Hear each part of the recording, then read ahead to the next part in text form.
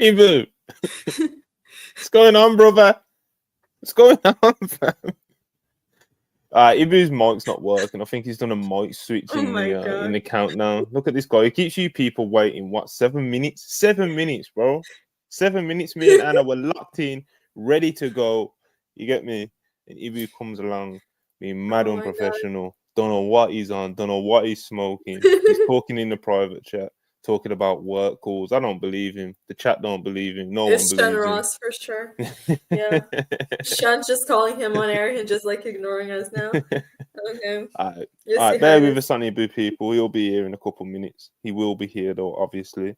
But you better be. All right. So welcome to WrestlePurists Worldwide. Not the start I was expecting. Episode 110, I think it is. Myself, joined currently by just a very, very tired Anna. She is she's been running around, she's been catching flights, she's you're making the town tonight somehow. For not sure if you're gonna make it to the very end, but you're here for now. So what's going on, Anna? Talk to the people. Yeah, guys, I'm very, very tired. I left my place this morning at 6 a.m. I only slept from midnight to 4, and then I woke up for some reason. So I am on 4 hours of sleep. I went to another country. I came back just like less than an hour ago. I watched NXT, and now I'm here, So it's been a long day. I walked a lot, but I'm here. I'll try to make it to the end of the pod, but we'll see how it goes. I'm here to talk NXT after this full day. You see, like, the commitment is crazy. What Ibu cannot relate. So. I'm so mad, bro. Like, literally the second I go live, the second I'm getting a phone call, and then I press like the red phone symbol thing to get it off my screen, right? And then like I don't hear you guys anymore. I don't know what's going on. I don't know if you could hear me. I don't know if you can hear me now, bro. You're back. That's fucking bullshit. Anyways, look, I got something to get off my chest. Go on. I got love for WrestlePurists. WrestlePurists has been a great vehicle for myself in terms of just connecting with the community and all that type of stuff, right? So don't take this the wrong way, Monty. But I have a confession to make, and I have a statement to make at the same time. The first confession is Sean Ross Sapp was tampering with me, and we had been speaking, me and Fightful, for a few months now. Since the summer, we have been talking. So I will admit that. I'll be straight on that, And I never asked for a release, Monty. You know this. I always did my dates, all that type of stuff, right? When I wasn't cleared, I just didn't do a podcast, right?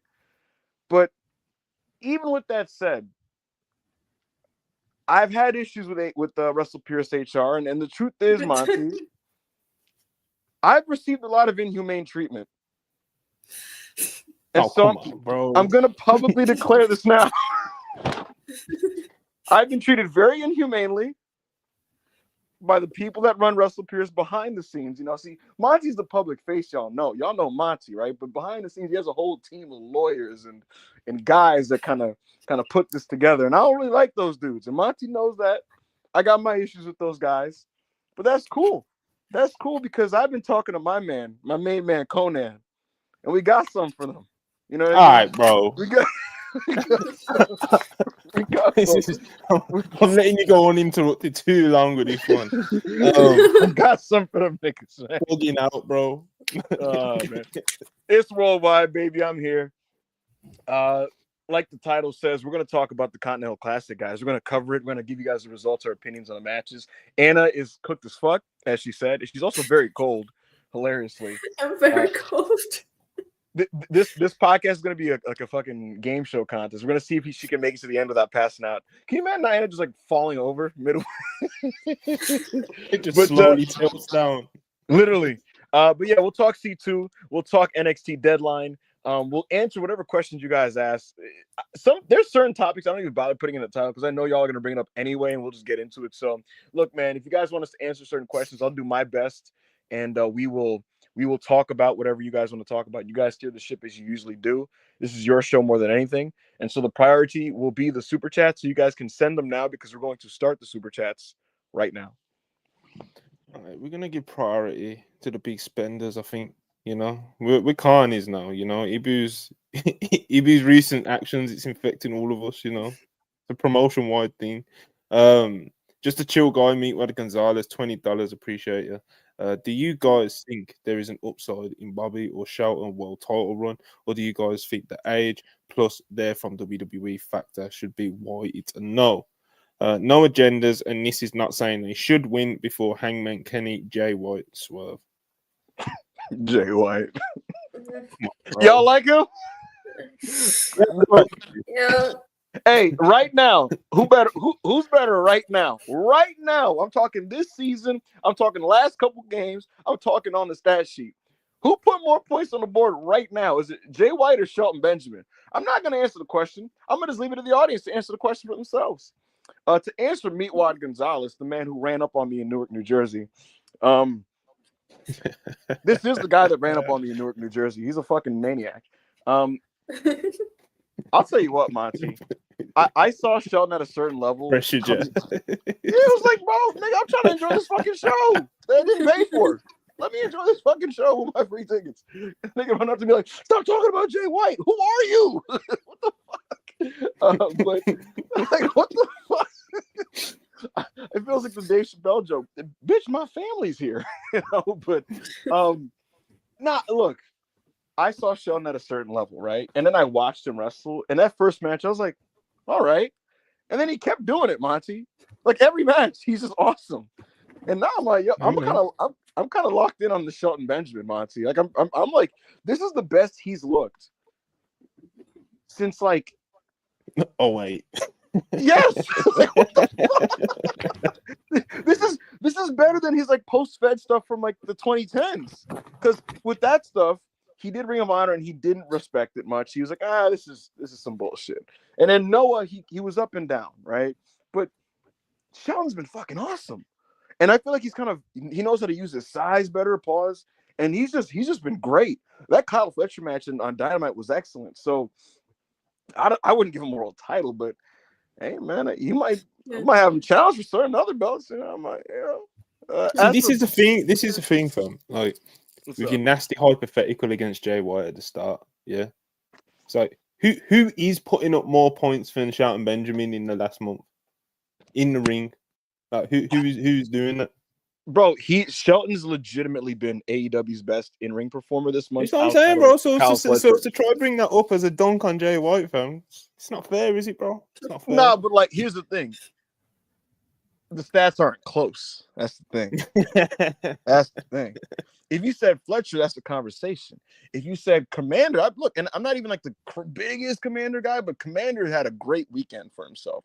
2 really, really strong matches, right? He's a nigga's putting point. What's up? He's all right. He had a great weekend. He had a really, really strong weekend. But anyway, look, I think Shelton's been awesome. I'm a big fan of Bobby Lashley. He's had 2 matches now. There's a million belts, you know what I mean? So it's like he's gonna win one of these fucking 90 belts anyway. So it's like, I don't know, man. I don't know what they're gonna do. Yeah. I mean, we never know. I don't think I would be against it if it got built in a way that, you know, when they win the belts, like, it makes sense and it adds up. I think it just depends, like, how they go about it, because, like you mentioned, there's so many people on that line that I don't think they're top priority, you know? So it just depends, like, how things develop. But, yeah, I would give them, like, some other belts and stuff. Absolutely. Not to pull a Manny, but I'm going to react to 2 live chat comments. Number 1, someone said, why does Anna still have this profile picture? That is devious, Anna. It's I have to no sell it every time, but it's so fucking good. It terrifies me. The other one was Meatwad saying Ibu was sitting in the stings above me, ran up his crazy big dog. I was not in the stings. I was not sitting in the stings, nigga. I was lower level. What are you talking about? What is this nigga? He trying to make me look crazy. Go to the next super chat, bro. What is this nigga talking about? And you know what? As I said, favoritism. Here he is again. Does Tony Khan know he needs help and he's surrounded by yes men who are just grateful to be there? I'm not asking for him to give up his control. Control Pero. It seems like he's dead. Pero means butt in Spanish. All right. I'm not asking for him to give up control, but it seems like he's set on being seen as the one who conquered WWE. I don't really know what to say to this other than I think Tony, here's the deal, man. I said this on the Raw review. He is legitimately a very like nice guy, like when you speak to him, and he's super passionate about pro wrestling. And he sincerely, people have this narrative where they say that he just books for himself or to pop himself. No, the show he puts on, he sincerely believes like that's the show that like the most people within his base will enjoy, right? The thing with Tony is I think a lot of people just aren't super comfortable with like having hard conversations with him at times. That's really what it is, to be honest with you. And so it's like if he's really passionate or gung-ho about something, a lot of times it's just going to be like, yeah, that sounds great, you know. And then if something is wrong, like Tony has a mentality internally within the company, right? And even publicly. He always says the buck stops with me. It's my show. It falls on me if we fail, right? So in that same record, if a show is bad, right, he doesn't point fingers at producers, even at times where he should, right? And as a result, because he doesn't do that, they avoid pointing fingers back at him. They just kind of do their jobs. And so you have a culture then where even if people get along thanks to this and there's like a good energy, you have a culture then where when things do need maybe rectifying or adjustment, they don't happen because people aren't really trying to like rattle the cage like that. Does that make sense? Yeah, of course it does. Yeah. So is that's kind of what it is. Yeah, a lot of Just cooks think in there the should be kitchen. more people. Yeah, I think there should be more people around who are not afraid of being honest. With everyone. Like even if it like it annoys some people or shakes some feathers, whatever the expression is. Yeah, they just need more people who are able to say stuff to Tony's face, or that he would feel comfortable with, like listening that from. Because I don't know, like if he would get defensive about it, because I do think AW people usually get very defensive with criticisms at times. So yeah. David Comp 999, appreciate you. That is a man that I wrestled 15 years ago in this Dusseldorf, Germany. That is Tommy End. But that man standing in the ring, that is not Tommy End. Oh my God, that is Malachi Black. Thank you, David. Was that a call from who? I don't even know, bro. Phil, I'm washed on. You don't want to ask me those sort of questions. Will Chisholm, $10, appreciate you. Glasses up for the go over. Laugh out loud when Mules got the RKO chant. Miles, that's meant to say. Miles Bourne got the RKO chant. It's going to be real when he hits it. He already got Randy's dropkick and powers. Power slams, I think that's meant to say. Power slams. Down.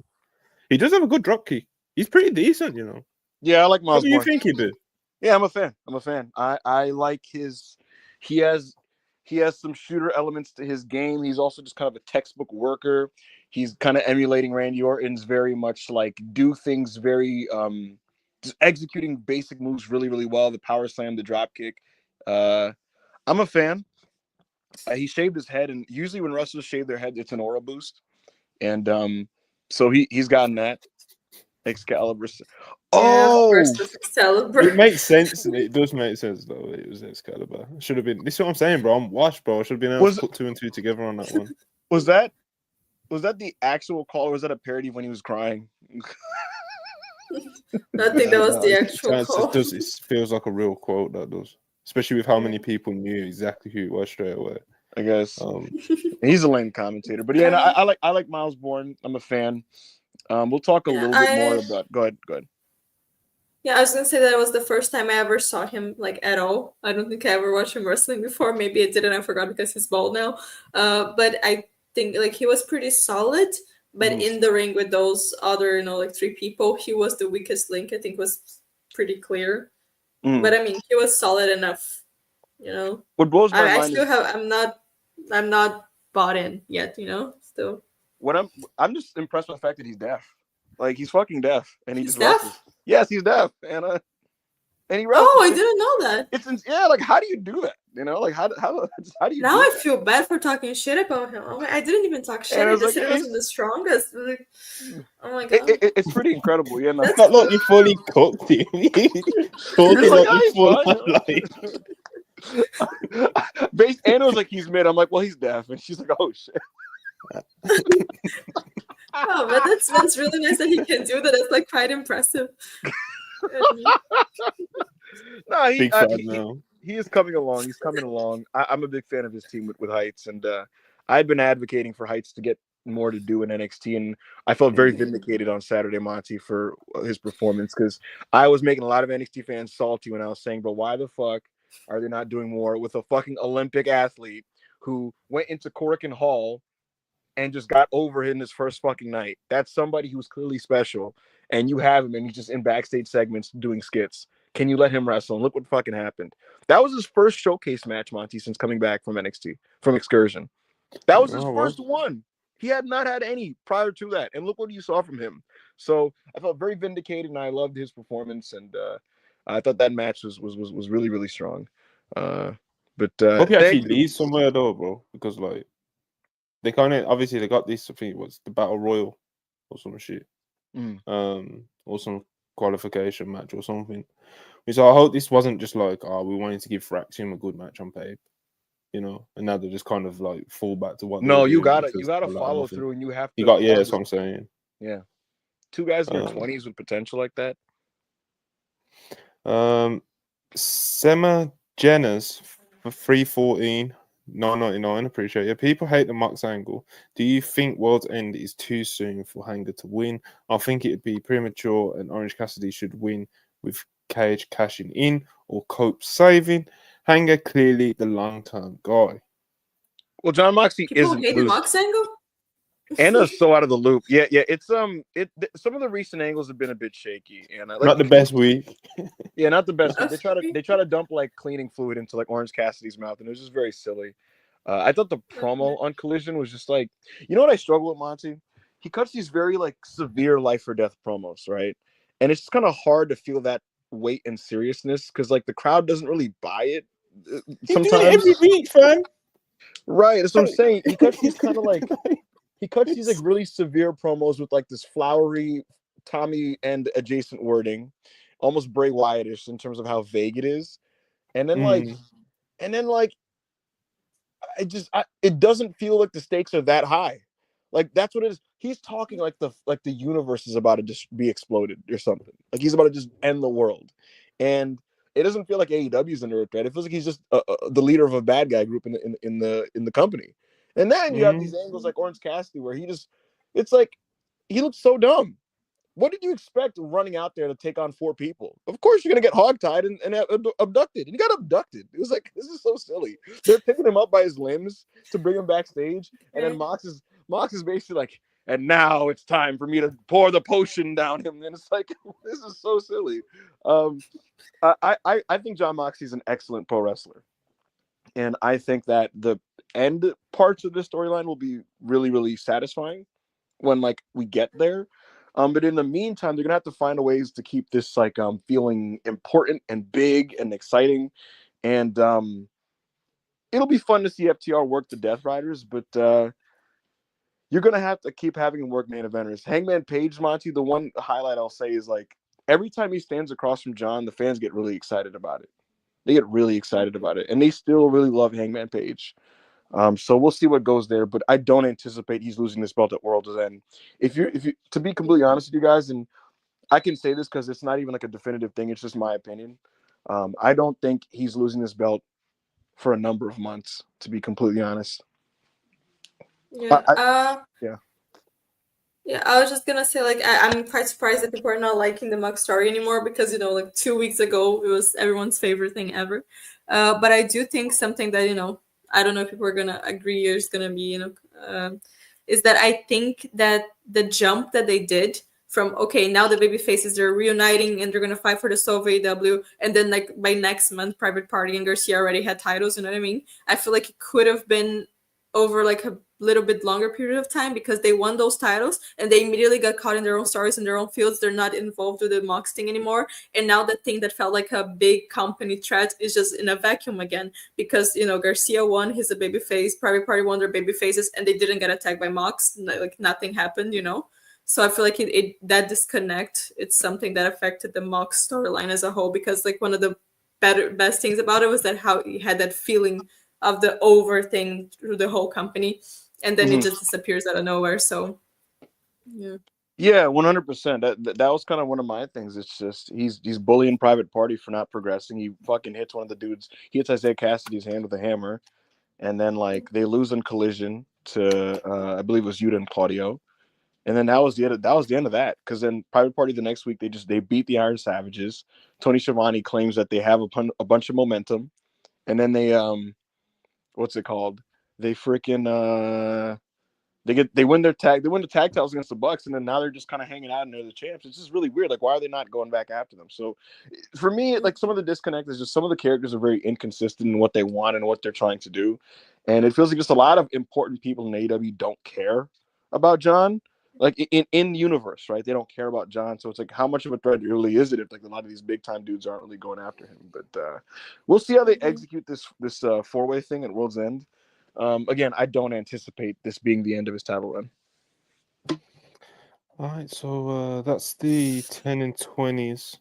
All right, so these are like 5s and stuff. I think 100 rupees, Amdrag. Appreciate it. Why haven't the babyfaces said anything about Brian? Why did y'all show up at the end? Wrestler, why didn't y'all show up at the end of Wrestle Dream pay-per-view? There's no escalation in the story. Connective tissue is missing. Yeah. So what I said, it just feels like there's a big disconnect now. Another 100 rupees. There's a lack of strong follow-up, attention to details, consistency, presentation, and focus. It's frustrating because potential is there and they're fucking it up. Yeah, I think part of the reason why the weekend's AEW shows were so solid, frankly, Monty, is because like generally they put a lot of like their stories on pause, and a lot of their stories are very inconsistent. And they kind of just put it on pause and just let the wrestlers wrestle the C2 matches. And it was almost like a nice break from like AEW's like creative. And you could just watch the talent be the talent. You know what I mean? That like I'm sitting back and I'm watching them. I'm like, these shows don't feel really baggy with like a lot of the stuff that I don't really enjoy at the moment. And the truth is, it's because like there's very little writing that had to be done for these shows. You know, because I feel like once you go back to January and like they got to like fill up the TV with like the angles again, and, like some of the story directions, that it's going to be more up and down in that case. But like the talent roster is so excellent that like just letting them have the C2 matches, it's always going to raise the AEW's cheat code. It has been for a long time, you know. Yeah, and so it raises the floor of the TV. I thought Rampage was great, and it was kind of it was a great show, and I thought Collision was very good, and it's for those reasons. I think Amdrag was trying to just write a long super chat, you know. Hanger winning title at All In won't fix AEW's booking. We won't have all out match that main evented over world title, and Jay Hanger feud for title would suck. We have MJF, Cole, Jericho taking up 30+ minutes of TV every Dynamite. Mox is just yapping. Where are the face-to-face in-ring promos? Even the Continental Classic isn't grabbing me.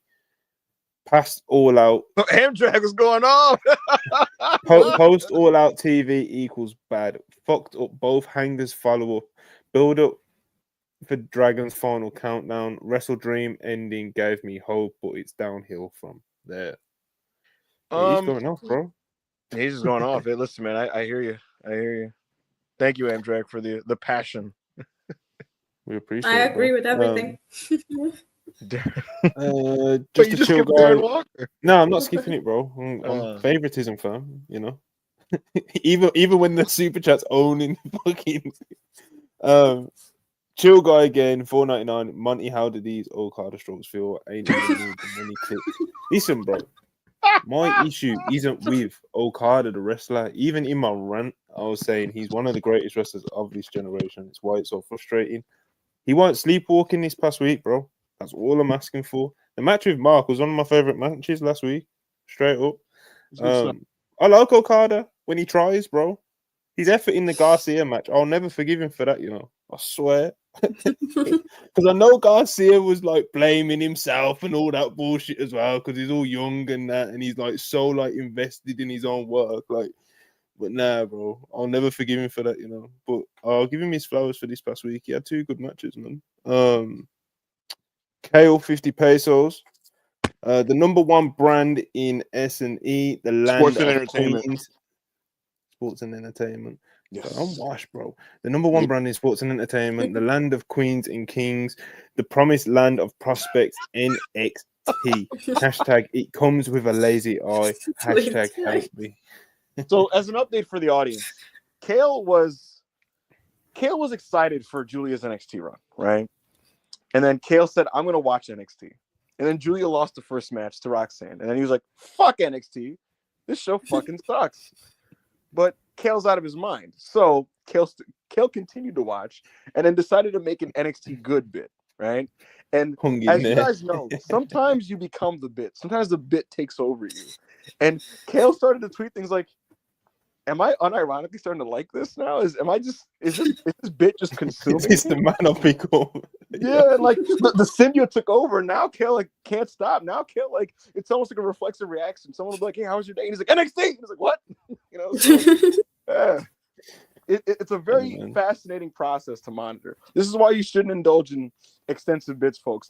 This is a thing that I've never done. I've never been a bit guy. I've never lost come on, bro. You know, that's never been my we don't do bits over here, you know. It's how we built this house. Very serious people. Look at this. This is how you jump to the front of the queue, people. You know, chill guy with $20. Not asking for you to reveal. Does AEW have any major stories, feuds, plans to build a new star in 2025? TNT, tag, women's, and international belts all lack major feuds this year. Feels like it's not like 2019 when the first 4 champs were planned. Yeah, Tony bragged about that a lot, bro. Like, yeah, he did. I've always knew who my first 4 champions were going to be. It's going to be Jericho. Like, he was very proud of that. To answer you, the DG title win was planned a month and a half ahead of time for this, like for a recent example. But going ahead to next year, right? They know. I'll tell you this: they know when Mariah versus Tony is happening. They know what show that's going to be on. I'm sure you guys can guess pretty simply. I wonder which one. Right. Oh my God. I got a Fightful Select up there. AEW has pulled Willie Mack from upcoming GCW shows. What? You know what that sounds like? That sounds like Tony was fucking around and scrolling cards. He's like, Willie Mack? He's a more payroll fam, but like he definitely just didn't notice. Saw his name, was like, man, get the you know Willie Mack when he saw the Ricky Starks news, he was like, hope you don't notice me. It's like, yes, he did. Yes, he fucking did. Anyways, they know when Tony Mariah is happening. They know who is going to beat John Moxley, and they know the show it's going to happen. The key right now is, and I said this before, they know how this is going to end. They're filling the middle out right now on the fly, like loosely. They're figuring out who is going to face John at what pay-per-views and how that's going to work. They know the last like 20% of the story. So that's the answer on that. TNT, that's just a belt. Like they don't really know what they're going to do with that. International, same thing. They don't really know exactly what they're going to do with that belt and who's going to beat Takeshita. Mercedes, they have a vague, loose idea of who they'd like for her to face at All In. So that's the answer to your question, Meatwad. Appreciate you, brother. Zyverson P 999. Appreciate you as always. Hope you folks are well. Do you all see WWE continuing to expand their partnerships to the main roster in 2025 at all? Sheamus in the N1 would move me. Hope you all enjoy the upcoming holidays. And you, brother. And Pete Dunne asked to work Noah, and they made it seem like, yeah, for sure, but then they never got back to him with anything on that. So I feel like that's probably like the vibe for most people, you know. Right. So like, I'm sure a lot of people, it's not just Pete Dunne, you know, like who have like threw it out there, like, oh, I want to go to Japan, or oh, I want to go do this, or let me jump over to TNA and do this, you know. And they're like, yeah, man, we got you. We got you, bro. They do not got you. Yo, you know like, that happened? Yo, Triple H is walking. Pete's like, hey, hold on, man. You know, what do you think about me maybe doing something with Noah, man? And he's like, yeah, you know, I'll get back to you on that. He walked away and he was like, oh, fucking Mark, I don't give a fuck. He forgets. Man, or he probably just legitimately just forgot. Yeah, do I think main roster people will do more things with Noah? Yes, I do. So that's the answer to that question. Shinsuke Nakamura will be on Noah's Budokan show in the new year. He will be facing Uka Sasaki. And Noah thinks, Monty, that Nakamura is going to sell some seats in the Budokan for them. And they're so confident in this. That's why they have God. He should, shouldn't he? What's up? He should, shouldn't he? We'll see. But you said that like he's gonna flop. I mean, shit, nigga, he ain't Keiji Muto. You know, I don't fucking know. No one's Keiji Muto. Monty, nobody's doing the final boy. Monty, you know that nigga Muto at the beginning of last year, he was putting niggas kids through college, bro. You put Muto on all those cards, bro. It's not a game. Bro, he was getting like 15K, 20K, and then 30+K in the Tokyo Dome for his fucking shows, bro. And then all those promotions died when he left. That is aura. That is power. Is Nakamura gonna get a full? He's not gonna do that. No, but Noah thinks that Uka Sasaki versus Shinsuke Nakamura. Uka Sasaki, Monty, young wrestler Noah. He has a shooter background like Nakamura. They're gonna do a fucking kicky, grapply, strikey wrestling match, right? But they think that he's gonna pop a number for them in terms of attendance, and as a result, they decided to do a low pressure, big experimental main event because they have Kaito defending his GHC championship against a young guy, a former fucking like young lion trainee type that they've just repackaged, Taichi Ozawa, who's now going by Ozawa. They're having him face Kaito. They're doing Kaito versus an unknown, and they have the benefit of doing that because in their mind they're like, Nakamura got us. Does Nakamura got them? I don't know. We're gonna see. We're gonna see. And you can expect more Noah partner, like you can expect WWE guys at big Noah shows next year too, like the way they did with AJ and Nakamura. Please send the women to Marigold. Yeah, Marigold could use some of that. They want to. I agree. Thank you, Cyrus. Bozilla versus Nia Jax next year. That'd be kind of funny, but yeah, it would. Bro, the way Rossi would present Nia Jax, come on. But, you know. That's his dream. Here's the thing: King of the North is talking about like how Uka Sasaki is not young. I mean, 35 in Japan is young, especially since he hasn't been around long as a pro wrestler, you know. And so, like, yeah, you know.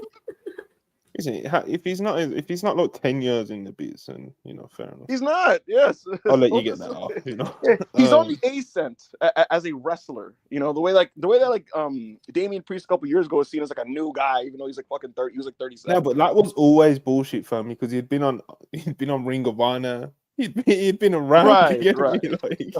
But, to the eyes of Noah fans, Uka Sasaki's a new guy. Is kind of like my point. You know. Anyway, Karthik, 200 rupees. Hot take: AEW creative has mostly been better than 2023, 2019, and non-Moxley / Elite 2020.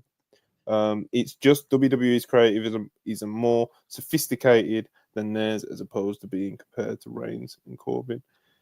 I mean, look, there's a lot of qualifiers there. You said like non-Moxley Elite 2020. That was AEW in 2020. You know what I mean? Like, what the hell? Those are like the biggest parts of their product, and these guys trying to say like, yeah, man, but like the undercard storylines of AEW in 2020 weren't all so that. chalk that.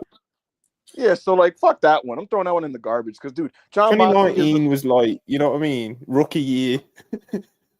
Yeah, and 2019 had a magic to it, bro. Yeah, people like to do these. Okay, yeah, we was getting Sonny Case and Joey Janela and all these people on the show. It feels like when people do that, people try to discredit AEW's past, and I don't understand why they do that. You know, they love to be like, man, you go back. I mean, they had Janela, and he's like, yes, bro, but we were there. We know why we love the show. It's like when niggas do the Attitude Era conversation, they're like, huh, y'all like fucking Val Venus. It's like, not really, but nigga, no one was there for Val Venus. What the fuck? Like, Jesus Christ, people love doing this. Like, look, man, is it better creatively than late 2023? Probably, because the Devil storyline was like the shits. It was like literally the fucking shit. But what I don't understand is people's if you want to defend AEW's current creative, just defend it on its own merit. Don't do it by going, huh, it was better than this period that y'all liked. It's like, clearly not, because the fans were more engaged at that time. You know, I never understood that argument personally. They did benefit from a bad WWE across from them, though. Yeah, I was gonna say that, like, I do agree that the comparison, you know, like the fact that WWE is better now also affected them. Yes.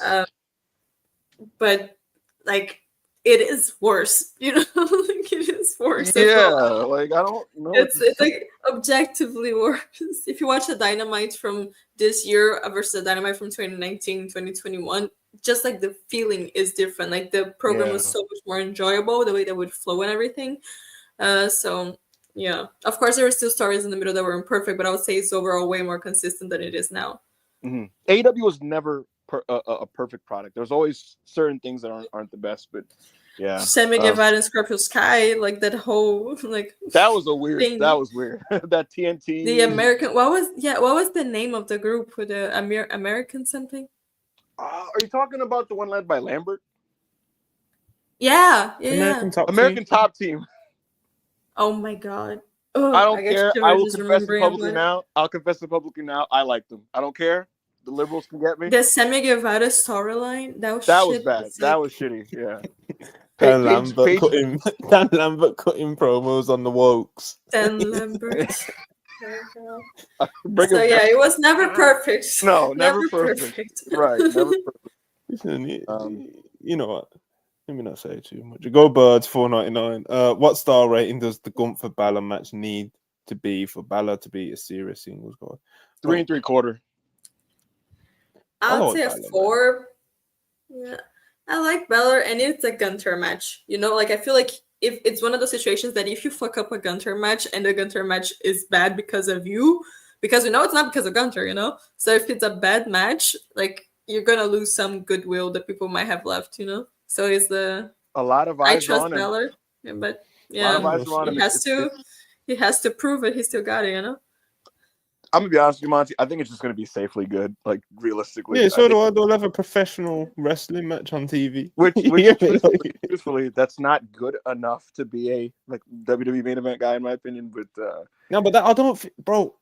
You see all these people on Twitter, like, and I know it's not like also our people, yeah, but like they're talking about like, oh, Finn needs a world title run in 2025. Get the fuck out of here, bro. Yeah, I don't even think Finn thinks he needs a world title run in 2025. I think he's good. Those are just like a segment of like WWE like stan accounts that just like have bad takes in general. They just have bad takes in general, truthfully. Talking about a Finn world title running 2025, and it's and like I said, I think Finn's good, bro. I think he's good, and I think he wrestles kind of to like the position he wants to be in WWE, which is constantly on TV. And he just kind of said, didn't he like a year ago? He's having more fun than he's ever had, bro. Think of all the shit that he's done. He's been a world champion, bro. You know, like he's done that. Monty, he's bumping less, and this is the most money he's ever made. He re-signed this year. That's what I'm saying, bro. He re-signed this year. He's making $3 million a year. Like, of course he's happy. Like, I'm seeing people put him in the Shinsuke convo though, and I know Shinsuke's come back with his new gimmick and that, and he's had a good. He's first you know, he's had a nice little comeback match and shit like that. He's a champ now, so he's gonna have to continue showing that. But in terms of like this comeback, I'm seeing people throw Finn in the Shinsuke Nakamura conversation. I'm like, no, bro, he ain't dropped that. He ain't. Like Shin's like Nakamura is finished. Finn Balor is a Shin's like. Sorry, but Shin's like.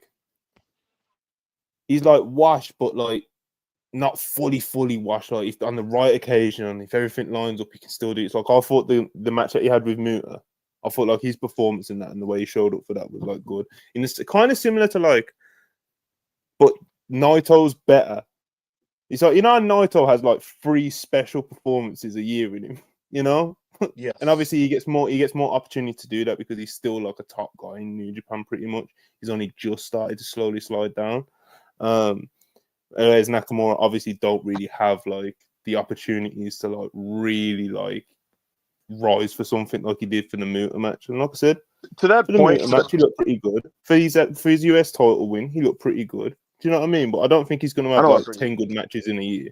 Pretty good as aggressive for the US title match, but he didn't look. Yeah, he looked all right. He was passable. Look, he was fine.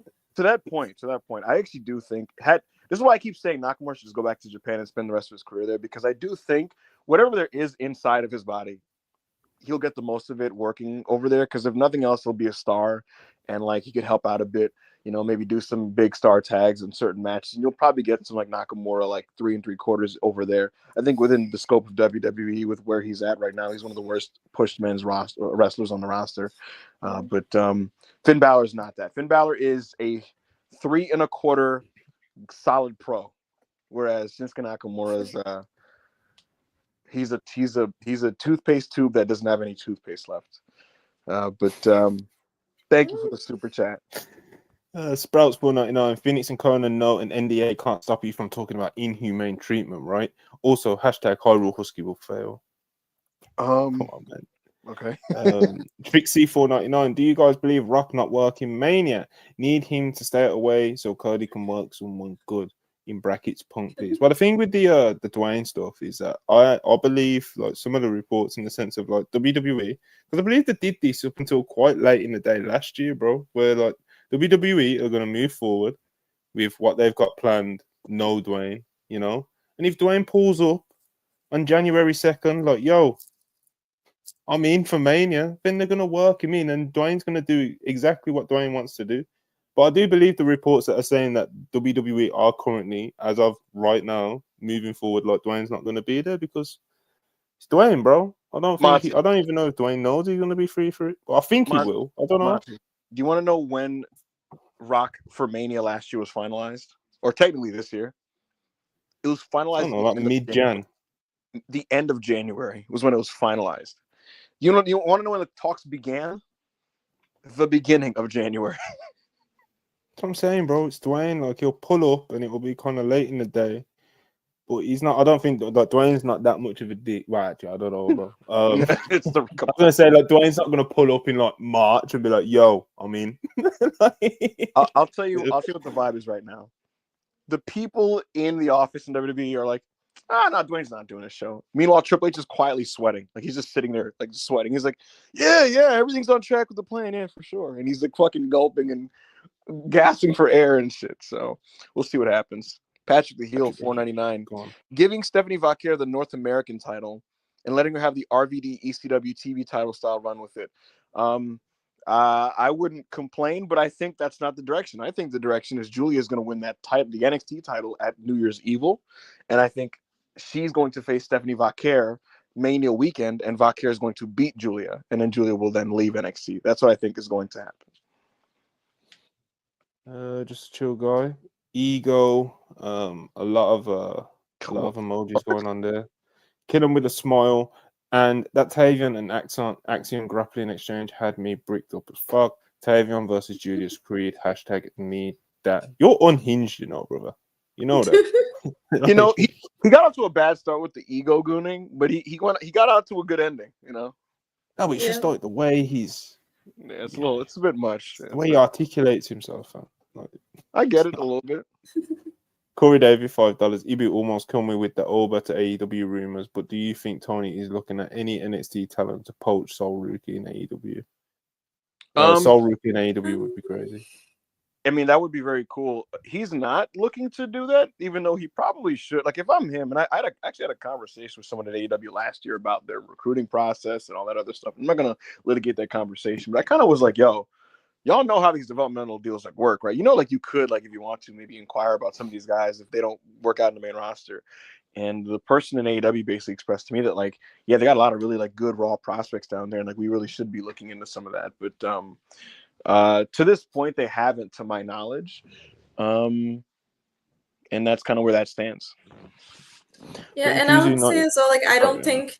Oh, sorry. Maybe like they don't think it's worth like wasting the resources on that, because I think that the people who are in NXT now and the ones that are like really good prospects, they are just gonna stay loyal to WWE and unless like until they go to the main roster, you know. So I don't think it's like useful to look at NXT. Just look at the main roster when the people go. If it works, it doesn't work, then they can reach out.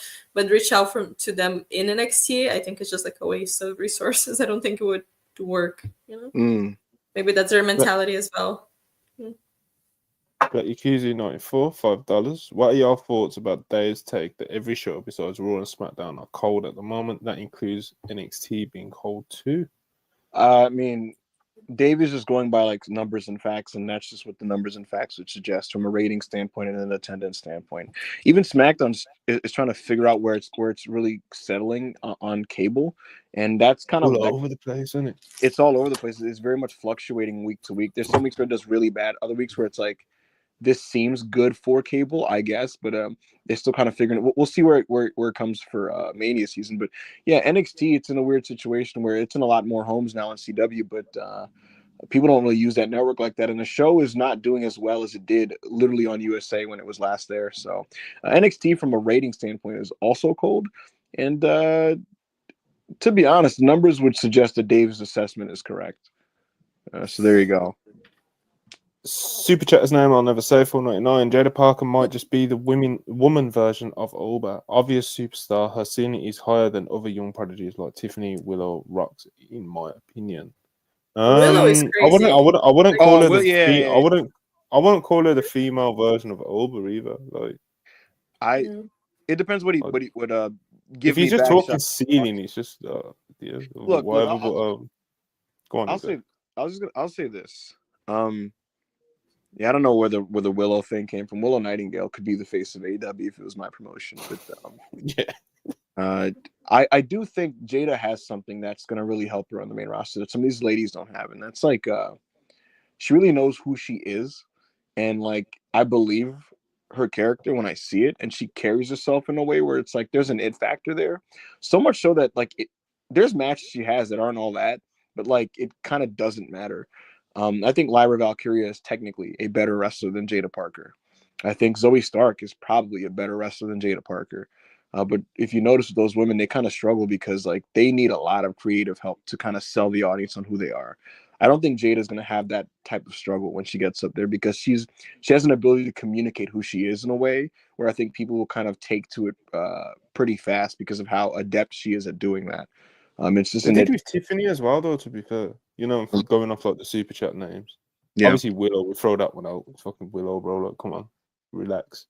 But Tiffany Stratton did a lot of what you just said. Yeah. Right, literally. right. But Tiffany Stratton did a lot of the things that you just said. In the sense, like she got herself like it's very clear who she was.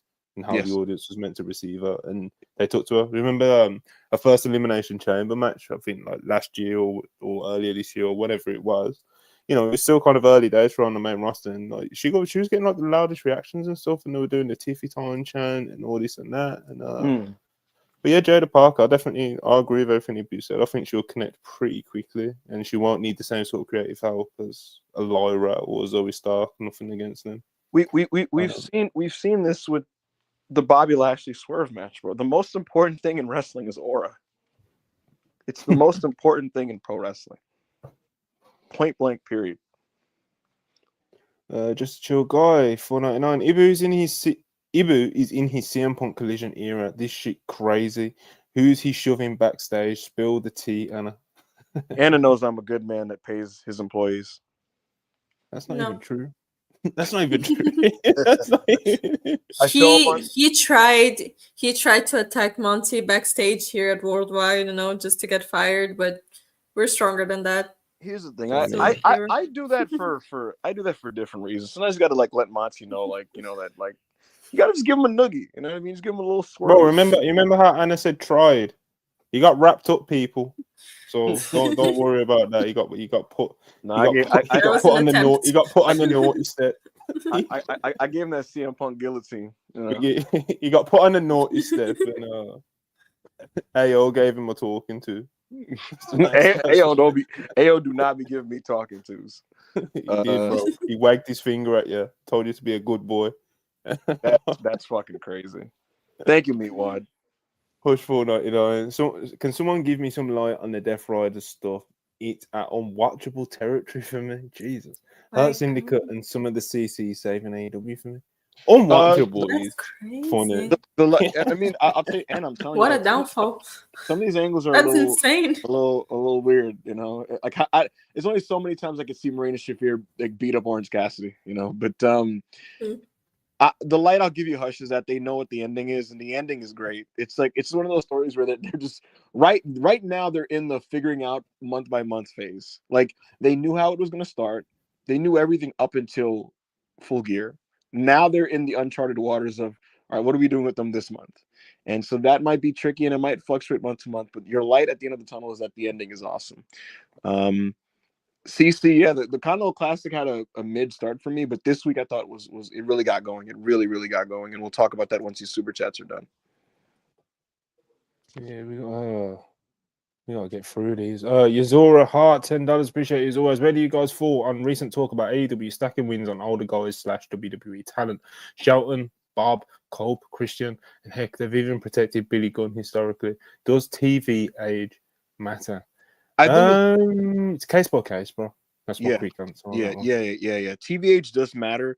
Protecting Billy Gunn is something that should have never happened at any point in AEW's history or existence. There is a tough The Jay White match. Yeah, like that's just bullshit. That's total bullshit.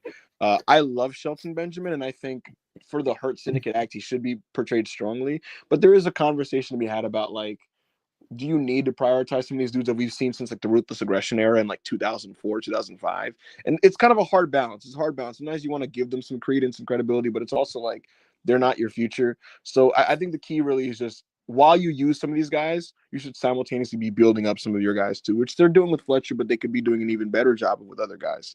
Graham 999. I can't believe I'm going to have to hear The Body call Liv beating Io on Saturday Night's Main Event.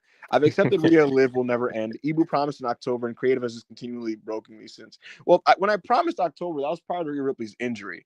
So that kind of fucked things up. So that's unfortunate. And yeah, Jesse Ventura commentating Liv Morgan, Liv Watch Me Morgan is going to be interesting. Jesse doesn't even like modern wrestling, so it's going to be really funny to watch Saturday Night Event with that happening. Like he literally interviewed like a month ago. You see the quote earlier when he was like, the handcuffs are off. yeah, that's gonna be very fascinating because like I said, he doesn't even like modern wrestling or modern WWE. Yo, they asked him his thoughts a month funny ago. guy, bro. They asked him on a podcast a month ago, Jesse Ventura, and he was kind of just like, it's a bunch of actors now. It's a bunch of characters that are just phony. It's a bunch of just bullshit, phony writers coming up with bullshit storylines. I'm not a fan. So just hearing him on commentary is going to be funny. Like, Finn Balor's going to walk out the Judgment Day. He's going to look at JD McDonald and be like, what the fuck is that? You know? So, Io's going to convert him. I have faith. Could you imagine? I'm a big fan of the Io Sky. Listen, it's what we need, bro. It's what the streets need. Like, I've been thinking about this. I've been trying to do some mental gymnastics, man. Like, how do we, the people, give the fans, like the people who are, because there is people genuinely enjoying this Liv Rhea like storyline. Like, it's been like a success for them, you know. Like, it's still over. Like, Rhea comes out to fucking Austin pops, you know. Sometimes you just got to throw your hands up, you know. But, like, how do you give the fans this storyline and the characters in it a satisfying payoff that doesn't involve Rhea just winning the belt off Liv? Well, that's like, kind how of do we, basically, what I'm trying to figure out is, like, how do we get the belt on Io? Like, I think... Please, anyway... You need short-term suffering for long-term gain. Io's gonna have to lose to Liv, and Liv's gonna have to lose the belt to Rhea. It's gonna be painful. It's gonna suck to see it. Can't Rhea just fuck Liv over on Saturday? Listen, it's gonna happen. People complain about that. Like, Monty, I'm telling you for a fact, what's gonna have to happen is Rhea beats Liv at like the Netflix premiere, and then Io wins the Rumble and faces Rhea. Because otherwise, you have another thing where you have Io Sky being the late 95, early 96 Bret Hart to Rhea's Shawn Michaels, where she's just the transitional champion. I don't want to watch Io Sky just transition the belt back to Rhea Ripley. I want Rhea Ripley to end this fucking storyline and then crown Io. Does it have to transition? That's what I'm saying. Like, how do we satisfy the Rhea Liv fans? You won't. Just like, that's what I'm saying. You fucking won't. Because like, when I'm looking at it, big picture wise, it's like, does Rhea need another reign right now or in this next 6 months? I don't think she does, bro. I mean, I really don't think she does. Bro, if she wins it on the Netflix premiere, she has 4 months to go to Mania. And then you know what you do in those 4 months? She works Becky Lynch again at the Rumble. That's easy. That's 1 month. Boom, right? And then fucking Elimination Chamber, she beats a bunch of women and looks strong as fuck in a 6-person match. That's another month. And then after that, you're going right to WrestleMania. And then Io Sky beats her. Easy. It's not that difficult. And guess what? You have the belt back on a top star who gets huge pops. It's fine. It's harmless. You're back on track. I'm telling you, it's much better than Io having a lame duck title run where you know it's inevitable that she's just keeping that bitch warm for Rhea Ripley, who's just going to be like, Mommy's coming back for her But belt. my mental gymnastics is trying to figure out like why like it wouldn't be that. You know, it wouldn't be just keeping it warm for Rhea. Like Rhea would be doing something else, you know. I'm telling you, this is the only path to salvation. If you do the other way around, it's going to fucking suck. Oh my god, that's got a bit away, bro. No, it's over. Leave me alone. All right, Dunno 499 on my life. Beast Mortals beats Okada this week. Hashtag Raw. We Rest in making it peace. towards the end. Good luck, bro. Chill guy 499. Man, he just released Ibu after his Jay White comments. We done with WrestlePurists from 2022 nostalgia. Hashtag moving on from the past. Another one. Ibu, say one more slick comment about Jay White, and I'm sending GCW goons on. They don't want Threatening you now. Amen. They don't want to smoke with me. Oh God. Gonna get you be pressured again, bro. What's going on? They're not about to press me. Listen, GCW, I'm gonna be in your trap because I'm going to Hammerstein in January. I'm gonna be there. Put it on you, bro. I'm gonna be in your house. I'm invading, nigga. They're gonna play my entrance music when I show up too. Will choosing $5. How is Julia wrestling better in WWE than her last days in Marigold? Was she finally in there because she's been doing really good? Yeah. She has been doing really good. She was 100% phoning it in. I think she was just trying to not get injured because she knew she wanted to go like to WWE, you know, like right away. So I think she was trying to not get injured and just like not overwork herself or put herself in any positions. And I also think she didn't really care that much. She was just saving herself for NXT. Yeah, she was doing Rusty a favor because to start off his company wasn't something that she in her mind was just like going to NXT. So you can see now her wrestling with a passion again, you know, like she's back to like the Julia that we all know and love.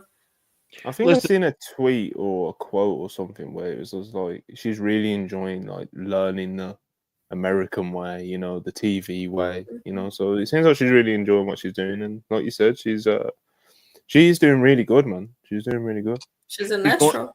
She's going to beat Roxanne in January, and then she's going to main event Mania weekend against Stephanie, and it's going to be big time, and she's going to go to the main roster and win titles. So, good stuff. Yeah, she may end up being the Joshi wrestler that doesn't have as many, like her WWE run is probably going to be the smoothest in the sense that Io had ups and downs, you know, and Asuka, because she was at the mercy of Vince McMahon. She had many downs with her ups too. But Vince liked her, bro. He did, and yet she still had some downs. And so my point is, because I think Julia's WWE run is going to be the smoothest in that she's just going to simply win a belt, main event stuff, and then go to WWE or the main roster, and it's just going to be a pretty smooth ride, I think, there as well. So, good for her. Good for her. Hopefully, it's all adding up to go that way at the moment, anyway.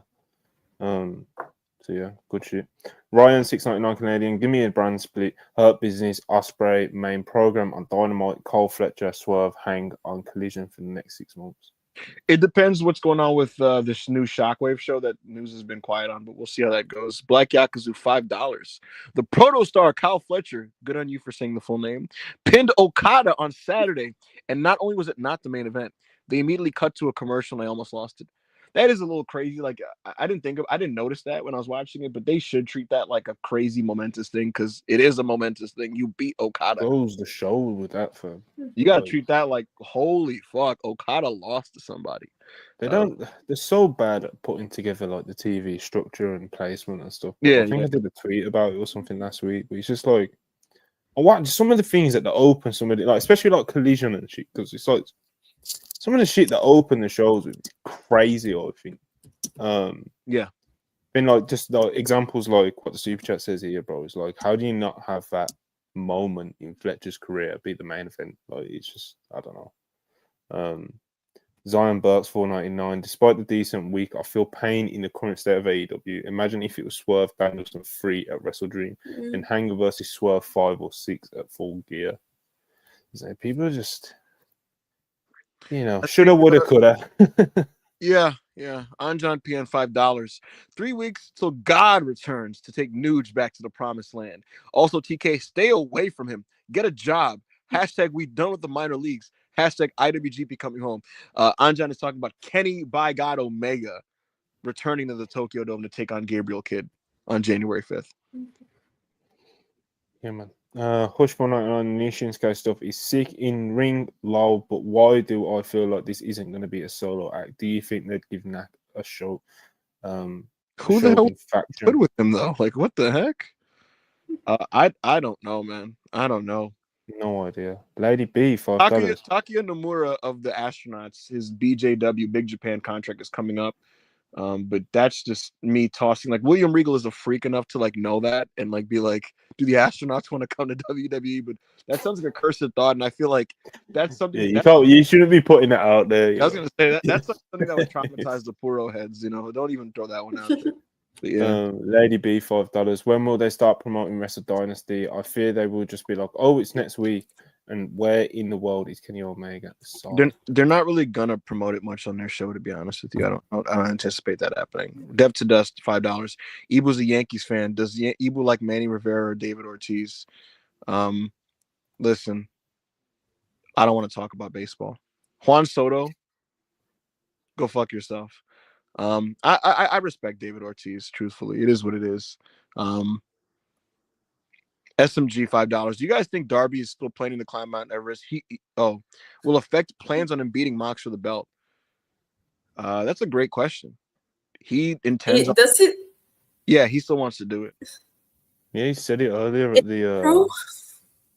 Yeah, he said it earlier at the ticket on sale show.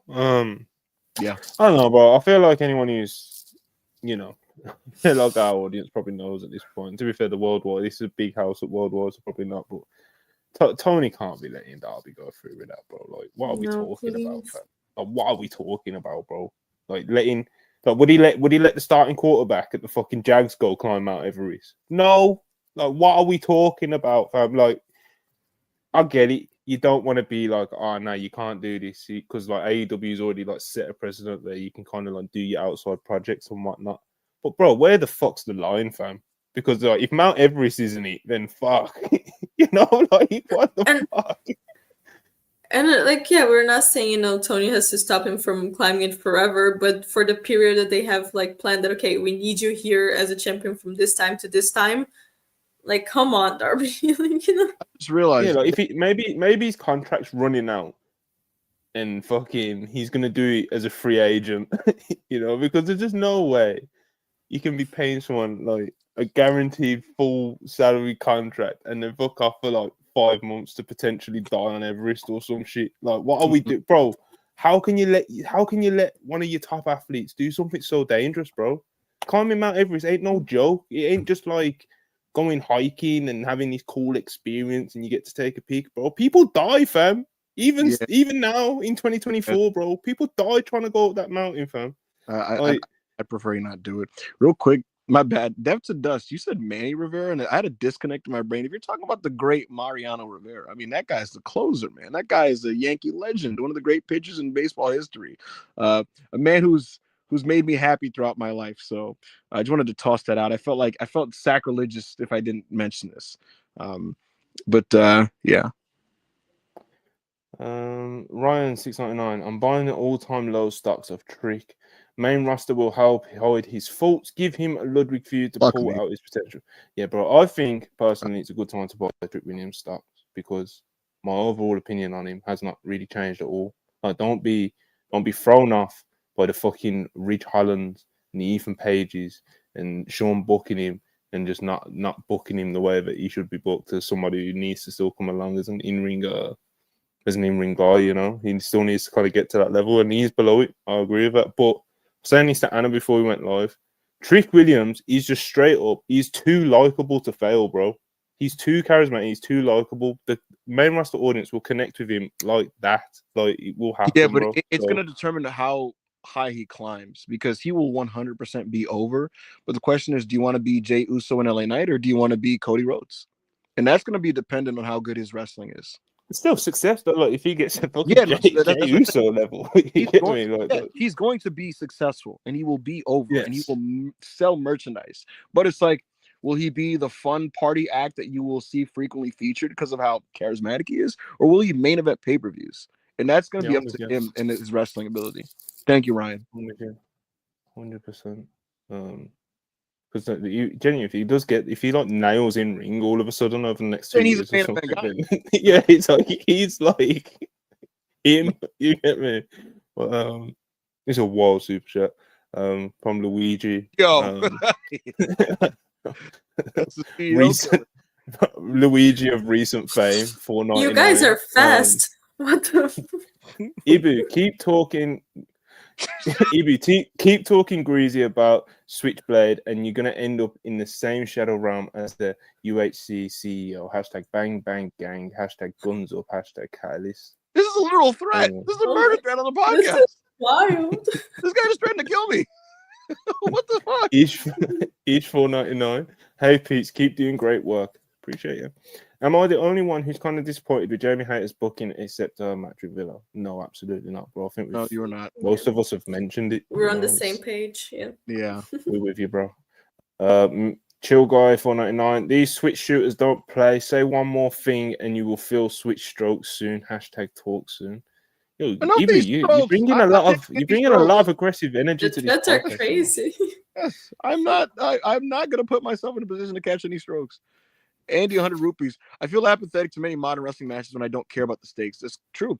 Braun is the antidote. The danger in his matches always hooks me. Yeah, Braun Breaker is like chaotic and dangerous in a way where that's controlled, but like there's always that kind of thrill. Like he might break someone's ribs, which he literally did to Sheamus. He broke Sheamus's ribs on a spear. So yeah, he broke Sheamus's ribs. Yeah, look, man. At the end of the day, that's what wrestling's all about. Corey Hayes, 407, 499. Just wanted to send a super chat to say much love and appreciation to all the WrestlePurists and the WrestlePurists worldwide crew. Ebu, how are the cum wings? I thought they were great. I made them yesterday. They're not cum wings. They're garlic parmesan. They're really good. I don't care what anybody says. People like to make fun of them. They're really, really good wings. My brother tasted them yesterday, and come on. And no, your brother, you can't even bring up the brother thing because he said they fucked him up, bro. That's what he claimed, but the truth is that's what he said, bro. You tried sticking your chest out on the timeline talking about at Sandman says, how were they, bro? Thinking he was gonna be like, you know what, people, you need to stop sending shots at my big bro because he cooked some fire wings, you get me? And that didn't happen, did it, Ibu? He said, what did he say? He said something like, I got my stomach is feeling crazy, and he posted a fucking video of Goofy from like the Mickey Mouse universe, and you know that noise Goofy makes where he's like, ah! Like he posted Evil from Alabama. Will Chisholm, $5. Julia going to tell her friend it's okay, y'all can come, it's safe now. Come on, man. Oh, Tommy, see you. Just a chill guy. Again, $4.99. Ibu in GCW Hammerstein. Hashtag talks soon. Hashtag Shellac will find you. Bro, I am not, and this is not me trying to be antagonistic. I'm not afraid of anybody on that roster. Anybody.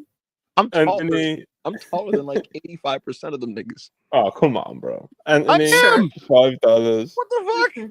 A 3-hour Raw and SmackDown. Possible 2-night PLE shows. You guys think WWE is running the risk of audience burnout with so many hours of content? Yes. No, I don't think they are, bro. Unfortunately, I think for like me and you, yeah, you know, but in the sense of like, will it affect business? You know, nah. I think obviously. I think eventually, Monty, the capitalist greed is going to run the risk of burnout. Creative, especially with the creative team too. Now having to like write an extra 2 hours of TV a week, and then like the 2 night. I think eventually the excess is going to catch back up to them. Star-driven business, no, bro. And they've still got the stars, you know. Yeah, but Cody's not going anywhere. You know, Roman's obviously. When Raw became 3 hours in 2012, it affected their business. I do think it's going to affect them eventually. Yeah, but like they were doing well, and it did. It affected Raw, and it affected. No, you're right. You're 100% right. I'm saying like, who? You know, never mind. It's like a whole. It's a whole tangent. You know, we got like 20 some minutes left. Zion Burns talk about NXT and all them. Do you think AEW's current mid-bad reputation is affecting their ability to sign talent? Not really. Also, AEW needs better presentation, and ROH is developmental. Yeah, I agree. Yeah. Amari 316, $5. Wrestling fans being normal about anything related to AEW challenge impossible. I mean, wrestling fans are just It's so weird. normal in general, you know. All right, this is a real speed run now for the $2 super chats. Darren Walker, £2 will be seated for MLW review. Good luck to that. Just a chill guy, 199. Chat, do not watch that XPW clip unless you're a freak. Say less. No comment. Scott, 279, Fraction Tag Team of the Year. I honestly agree. Real. The persistence is crazy. Consistency, sorry, and persistence are just both. Horse 199, Ibu, it's your fault. Soto left. I don't know how, but it is. That's Fuck unfair. You. Corey David, $2. Tavion Heights, Baby Randy Miles, and Fraction killed it. Absolutely. Thanks. Just a chill guy, 199. If this fight for Ibu would have showed up on time, sad face. True. Trixie, 199. Ibu, the Yanks can hold. Hashtag LFGM. No. Corey David, $2. Dave, not low, but we see his Frazier to AEW agenda. Patrick the Heel, 199. Need Montel to add injury time to Ibu's contract. I'll sue. Inhumane. He can try. Adam Legend, $2. Monty, you got to add injury to Sandman's deal. That's a fresh deal, bro. You know, the ink's still fresh on that one, bro. We ain't going nowhere for a minute. Go Birds, 199. Anna, who is your favorite Impractical Joker? Joe. And Jean PN, $2. Mox and Death Riders, huh? Hashtag go home. Hashtag shiver me timber. Shiver me timbers is Walker, £2. Any views on renting Clay and NXT? Decent wrestler, bro, to be honest, for NXT. Yeah. In modern wrestling, being the silly white girl that's like semi-incompetent but finds a way is going to get over. It happened with Chelsea Green and it's going to happen with Ren Sinclair. Sema Genas 314 199. Is Josh Alexander leading NXT to the dub? I'm not sure. Andy, 100 rupees. Is KO Cody feud of the year in terms of depth of story, character development, and promo? I don't think anything comes close. Ask me next Monday. Hangman Swerve. Oh, you want to? I keep saying about it. You know the Hangman Swerve. I get it, but you want to know what fucks it? Most of the things that hit you were last year. Yeah, I actually agree with that. Like a lot of the peaks for me personally happened last year, and like the only peak. Sorry, Bill. The only peak that happened this year is like Hangman burning the house down, right? Obviously the match and the one match, you know. But a lot of the meat of that feud was in 2023, man. Yeah, regarding Cody, I know about Punk Drew. Yeah, Punk Drew is my personal feud of the year. Regarding KO and Cody, like these segments have been great. You got to ask me after the match, though. The match hasn't happened yet. We'll see how that goes. They've had one. If you want to like tie it all together, because I think they are going to do that with like the ankle injury and like, even the angle at the end of SmackDown last week where he stood on his fucking ankle, like he wouldn't have done that was it Bash in Berlin he wrestled him? Yes, I can't remember. Sprouts 199. Ibu a nasty man atting his bro in a wings tweet. I made good food. Hush 199. Almost forgot to say Cody's really bad. Thanks. No, it's not. Oh, trust the process 34 199. I just know Ibu's browser history is wild. Jesus. Park it real quick. Park it real quick. My Instagram feed is actually very wholesome. It's just music. It's cooking videos. Your browser history. My browser history is wholesome as well too. But my Instagram, I'm really proud. There's like no like whores on my Instagram feed. It's all just like cooking and like music videos. It's really, I'm really proud of it. How dare you talk about women in such degrading fashion? Whores! Come on, man. Come on, bro. Anyway, NXT Deadline was this week. Is that it? Yeah, we got like 20, 24 minutes or something. All right, we'll make it happen. So here's the deal.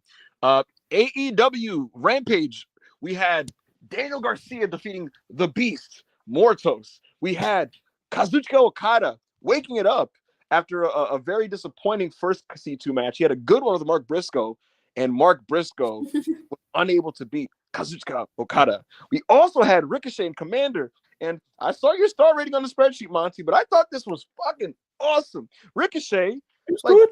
He did his stuff. You see the other ratings I was throwing on that spreadsheet. I saw it rating. I was like, oh no! I feel like you saw it and you were like, I feel like you just imagined what you expected a Rampage Ricochet Commander match should be, but like something about how he was moving in there had more like burst and like explosiveness.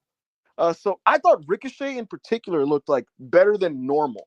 And Commander, he just had himself a good weekend. He ate his Wheaties this weekend, so he had a good one there. Yeah. And then the very next show with Darby Allin, I mean, him and Darby were just going crazy. Darby Allin fucking crashes through a fucking chair with that dive. He clearly has a death wish.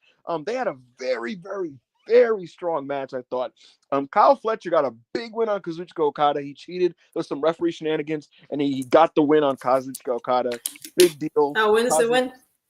A win is a win. So Kyle Fletcher had himself a great week, and he's looking more and more like a guy who's going to be a main event player because he's just working in a certain way that shows that he understands the game better.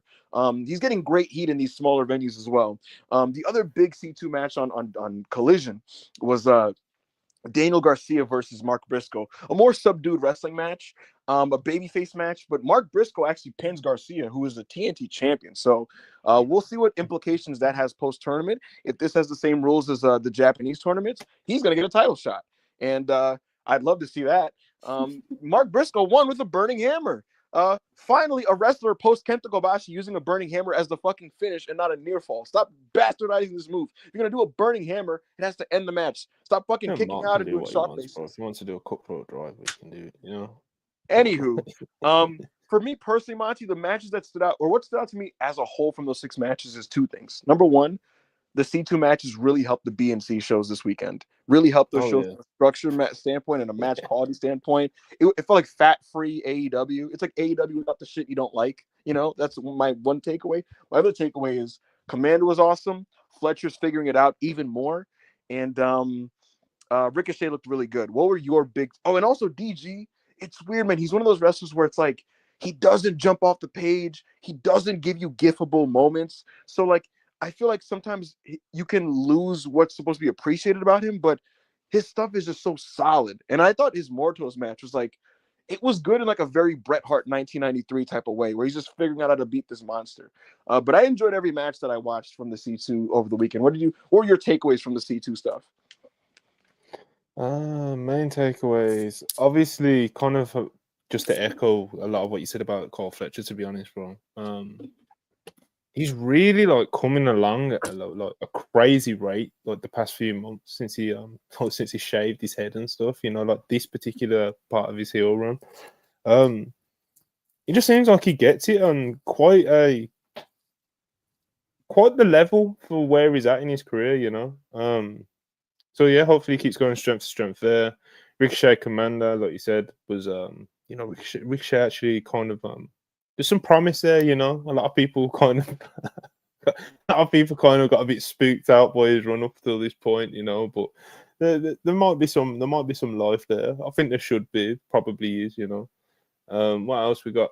Okada, like I already said a couple times already on this show, he actually tried this week. He actually woke up this week, and you know, Mark Briscoe, of course, Mark Briscoe, bro. You know, gets a good match out of Okada on an episode of fucking Rampage. You know, and yeah, I agree with everything you said about Garcia, bro. He's, you know, I'm sure most people know by now he's one of my favorites. What else happened in the Continental Classic, bro? I think I've touched enough bases there. I think. Yep. Anna, what are your thoughts on Kyle Fletcher? I mean, I've been, like I told last week, I've been here since day one. I'm just collecting, you know, my stocks. I'm a billionaire now. I'm just saying. I invested early.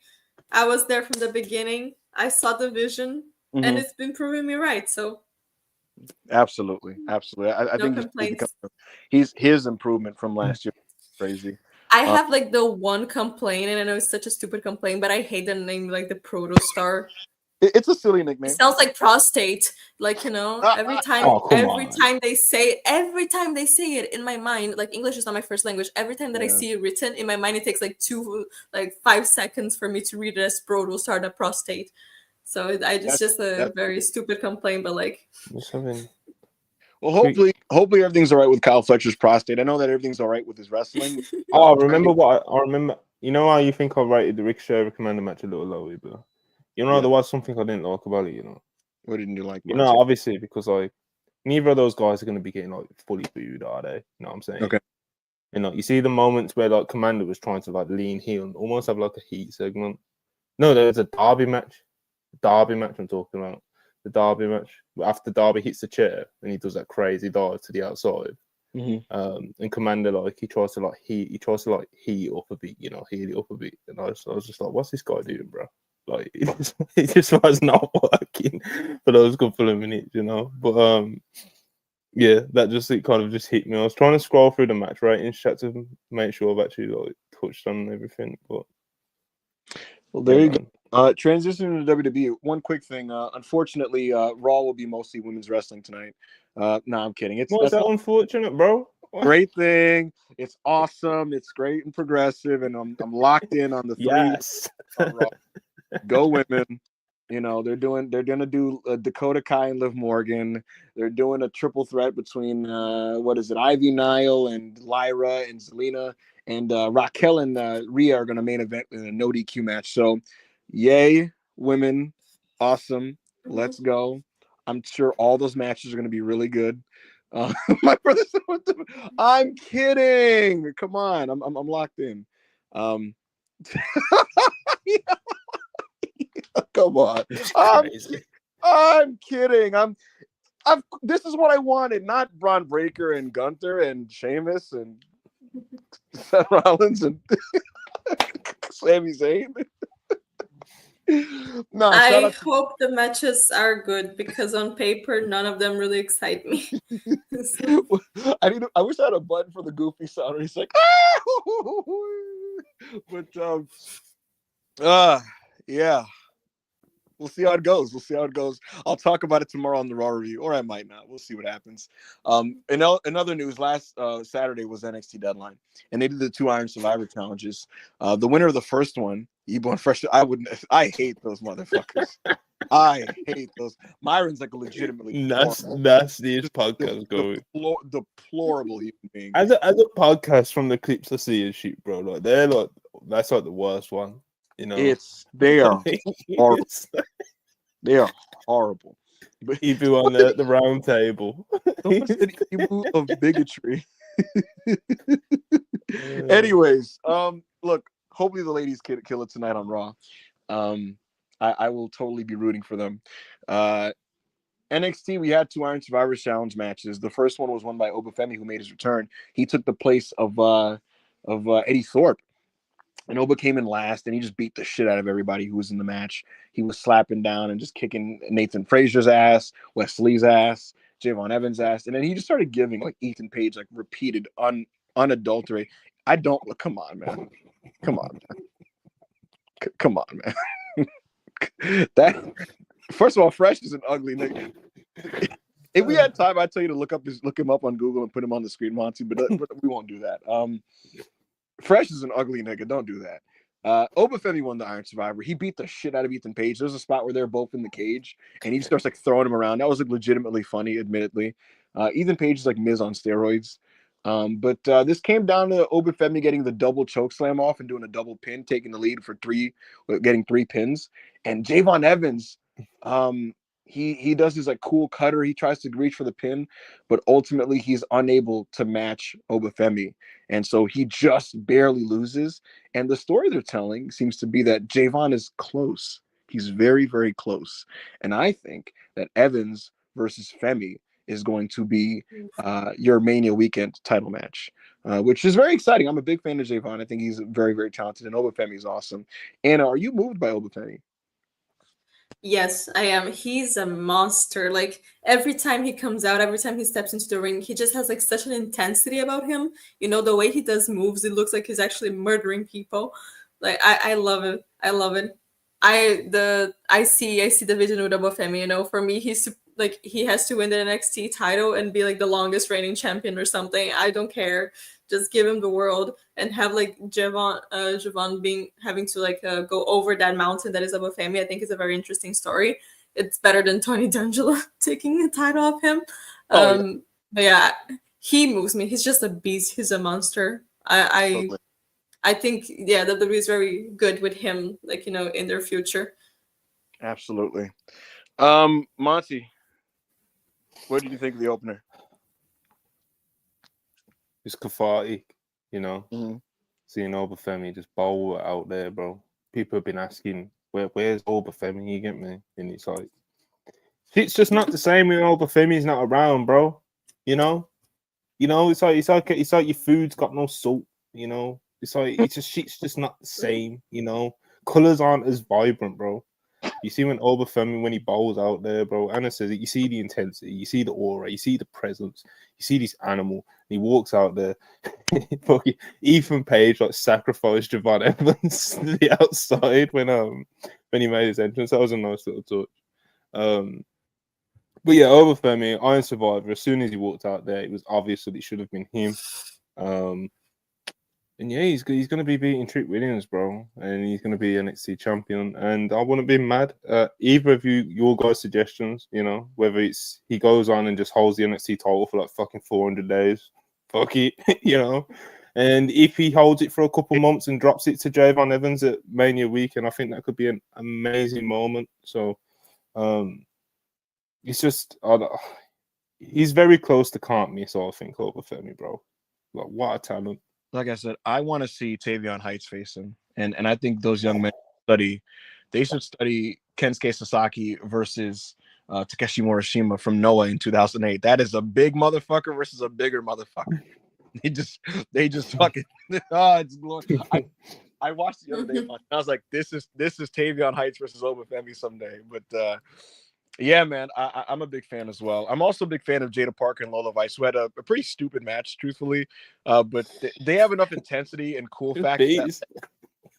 So like they have enough intensity and cool factor to where like I was like intensity and cool factor. Hey, listen, they have a lot of intensity and cool factor and live show charisma. We know what you mean. Yeah, we know what you mean. I'm a big fan of their professional wrestling ability, and I was able to stay engaged with what was a really silly match with very vague and unclear rules because they started using bricks and tables and shit, which is very strange. But underground, bro. I guess. Get me the program for. Nevertheless, I do respect the wrestling merits of Lola Vice and Jada Parker in what was otherwise kind of silly wrestling match. Anna, you made your thoughts clear. You didn't think it was very good. Monty, did you think this was good? Underground matches pop, man. It is what it is, people. You know. There you go. And that yeah. Underground matches just pop, man. You know. I don't know. I don't even know if it was any good. It just underground matches pop me. It is what it is. And, I don't know. Yeah, man. But I was the people around the ring took me out. Like, oh, it is brutal though, talking about Lola Vice and Jada. But not so much Jada because she's more kind of universally like rated as a worker, and she's less low show charisma-esque, whatever the fuck you want to call it. You know, like so I see people like try to throw Lola Vice in the Nikita Lyons fucking conversation just because the both shake ass on Insta. It's like, nah, bro. Like Lola's actually like an okay prospect. Nikita Lyons is like the worst thing on TV. Yeah, you know? There's levels, bro. Lola's an all right talent, man. Lola Vice is solid in the ring, and she's a very convincing promo. And Nikita Lyons isn't good at anything. So we're gonna dead that. What we won't dead is the tag title match that I thought was excellent and the best match on this show. William Regal's boys, the No Quarter Catch crew, the disciples, so to speak, Tavion Heights of Noah fame and Miles Bourne of Randy Orton cosplay fame, face Faxium. Nathan Frazier was nursing a shoot broken nose and a kayfabe broken ribs in this match, and he was leaning on his buddy Axiom to kind of carry the weight, and that's what he did. Axiom did some awesome amateur style grappling with Tavion Heights to start this, and I was like, oh baby, let me get my baby oil. And they just kind of did some stick grappling. Miles Bourne was doing his thing, hanging in there. Frazier was explosive as ever, and we got some really just cool suplexes and slams and creative offense from Tavion Heights here. It was looking towards the end that like Axiom was getting isolated and that the challengers were going to win the championship here, but they did not. And Axiom found a way with a golden ratio and then a roll-up pin to get the win on Miles Bourne. There was some psychology in this match. Every time Axiom faced Tavion, he was able to match him on the mat. And when Axiom was able to finally isolate Bourne, he could beat him on the mat because he was superior, and he got the win here. And I love the story of Axiom. They every time people think that it's over for them and they're going to lose and break up, they never do. They always find a way. And here, Axiom came through for his boy Frazier, and this is actually my favorite wrestling match of the week that I watched. And I thought it was the best match on this show. What did you think, Anna? I think was really, really good. Yeah. Unfortunately, I cannot avoid anymore. Fraxium is the tag team of the year. Mhm. I have to say, like, every match that I saw from them this year has been like so like consistent on being great. It hasn't been like, oh, they've been having like good matches the whole year. No, like every match that I've seen of theirs, my head just explodes. They're so talented, and they just it's not just, oh, they do cool moves and whatever. I feel like they get it. They know how to like pace their matches. The flow is good. And yeah, in this match, so another big highlight, like I said, Tavion Heights is just, there was this one move that he did. He got Nathan Frazier from like the air, and he turned into a body slam, but like he jumped off, So when he was turning, he was like, like in the air while he's turning, and it feels like it's 10 times more like intense when he drops him on the floor. He is so good, and I'm really glad to see him getting this spot now in NXT, like he got in Japan, because in Japan, like everyone was just like, oh, what the fuck, like this guy is amazing. But yeah, no, Fraxium, I have to give it to you, Ibu. You were right for once. You saw the vision there. I see the vision all the time. Monty, what did you think of this tag? What do you think of this tag, Monty? Yeah, it was awesome, man. It was awesome. Fraxium, Nathan Frazier, Axiom, whatever you want to call them. Yeah, I agree, bro. Tag team of the year. The level of, like I said it a few minutes ago, the level of consistency, just persistently just having these match after match after match, whether it's TV, whether it's PLE. And you got to think, brother, working all like these NXT guys and stuff, like Tavion Heights, okay, yeah, cool. He had a good run in Noah, and he's a nice prospect, you know what I'm saying? Miles Bourne as well, like he's an all right prospect. So, bro, Frazier and Axiom be having like 4 stars with these people, bro, consistently, like people of this level. And it's just at what point do you throw your hands up? If you like, at least they've probably been the front runners for me for a majority of the year, to be honest. And it's got to a point now where our friends who are trying to run this smear campaign on Axiom and Nathan Frazier, because they're just clutching at straws, bro. They're clutching at straws. They know they're drowning out there, bro. They're not going to be able to hang when it comes to the award season, PW Inside, Pro Wrestling Illustrated dropped their Tag Team 100 of 2023. You know who topped it? I unfortunately Jay Cargill and Bianca Belair. But you know who came second? It was Fraxium. They're going to win the Observer ones, and to be like semi-sincere for like 40 seconds, like the Bucks have had a fascinating year in that their peak work is like the best tag team wrestling this year, with that being the Sting retirement match and like the ladder match at FTR and the match at Queens against Ospreay and Fletcher and the private party match. Those are excellent matches, right? But like that's like the peak stuff, and everything else is kind of like largely just fine, and the creative was really bad. So it's a really weird, uneven year that has the highest peaks of anybody. But then Fraxium, it's just consistency. It's just really, really strong work. And so they take my pick for just the consistency, and we'll see where the things shake out. Where we know where the world title situation shook out, because Trick Williams defeated Ridge Holland in a long and very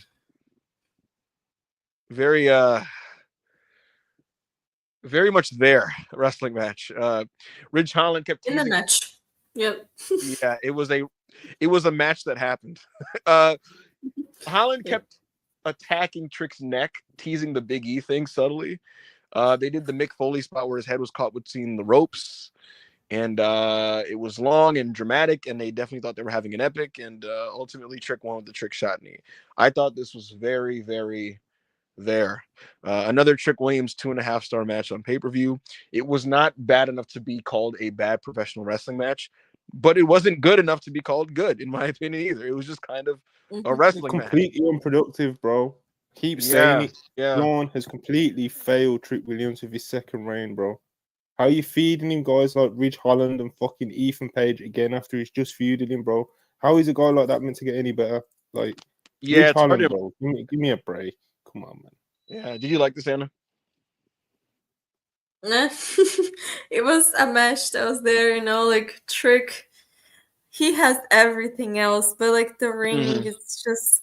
And also, like you said, Monty, yeah, Ridge Holland, how can you expect him to get to the level that his in-ring abilities and his in-ring skill is gonna match the things that he already has outside when those are the guys that you have him work? Like, Right. and no disrespect, whatever, but they're not the level of excellency that would make another wrestler get better just by wrestling them.